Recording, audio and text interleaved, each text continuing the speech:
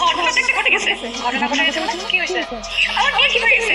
তাহলে তো ভালোই। ছেলে দেখেছি, ছেলে পছন্দ হয়েছে তো? ছেলে দেখে আমি কি বলবো? এতদিন পর ছেলে ছেলে দেখতেছে, এটাই তো অনেক। এই, তোর এত সময় লাগলো কেন? কতক্ষণ ধরে তোর জন্য অপেক্ষা করতেছি? আরে একটু পার্লারে গেছিলাম।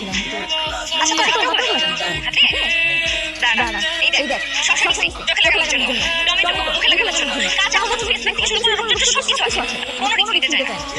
আরে বাবা তুই এমনিতেই ন্যাচারাল সুন্দরী, তোর ক্যামেরা করা দরকার। শোন, আমি যে ছেলে আমাকে প্রথম থেকে ক্রাশ খেয়ে যায়, ছেলে যদি পছন্দ না করে তখন কি হবে?